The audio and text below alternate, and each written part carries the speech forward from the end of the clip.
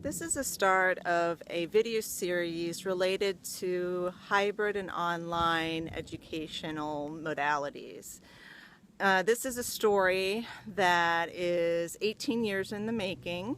A year ago today, I quit my 18-year career in higher education for reasons that I will go through as lessons learned in higher education. Over those 18 years, I worked at a community college, four-year public and private universities in the Midwestern states. I was a contingent educator, and if anybody has followed the news about adjuncts in higher education, you are familiar with the issues that are being discussed. In my position, I was very versatile. I used technology, which helped me keep ahead of the game in many respects. But the hardships of contingent workers, the main one is no job security. From semester to semester, you can get laid off. There is no job security. In my case, the last couple of years, I had an annual contract, and after that was up, I had to reapply for my job. For the last 5 years in higher education, I was an administrator directing individualized instruction, or II for short, for a language program. I was involved from the very beginning of a redesign project for language courses to hybrid and online delivery. And I was involved in pretty much every aspect of helping build that program pretty much from the ground up, as Ken Robinson would say, which was very exciting for me to be able to mold something to how the times are changing with technology and thinking about, for example, classrooms without walls. And so I was involved in instructional design, ensuring that the equipment in the offices and with people at home were working, and the software. Also, this is funny, I was the IT help desk. Imagine talking to others in the third person about yourself. The IT help desk has received your request, and then as a reminder, oh, I need to take care of that. Also, I taught in the program and handled other issues like recruiting qualified instructors, and also promoting the program, seeking funding, pretty much a little bit of everything that it takes to start a course or a program like the one that we had. So many would ask, after 18 years, for the love of teaching and learning, why would an educator leave? Primarily the lack of respect. The job environment in which I worked sucked the passion I had for so many years right out of me. And it is what you would have called a toxic work environment.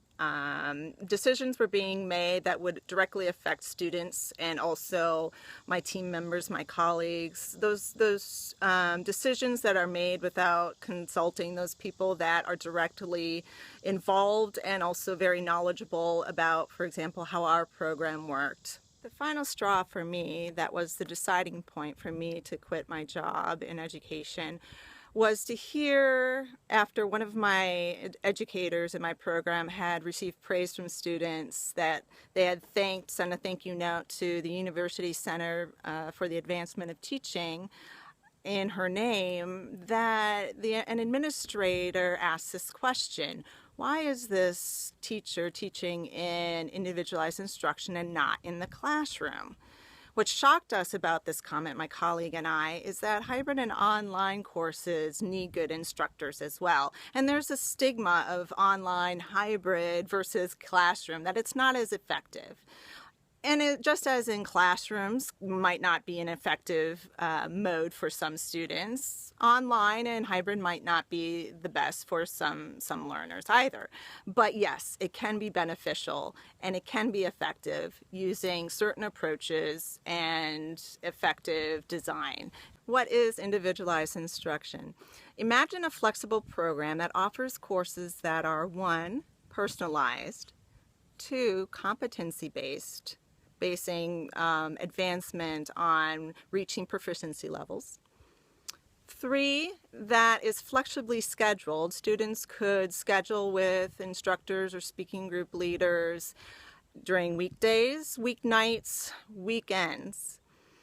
and also flexible credit option where students could take from 1 credit to multiple courses in 1 semester. And lastly, the courses that they would take could be all in person, hybrid, which is a mix of in person, face to face, and online, or fully online. What does it take to build a program like this? What were the lessons that my team and I learned?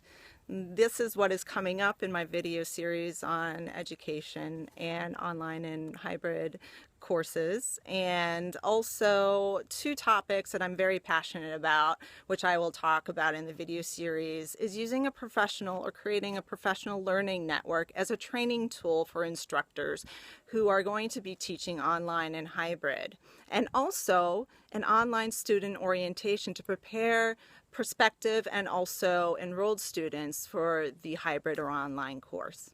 This video series is dedicated to those building the future of the university.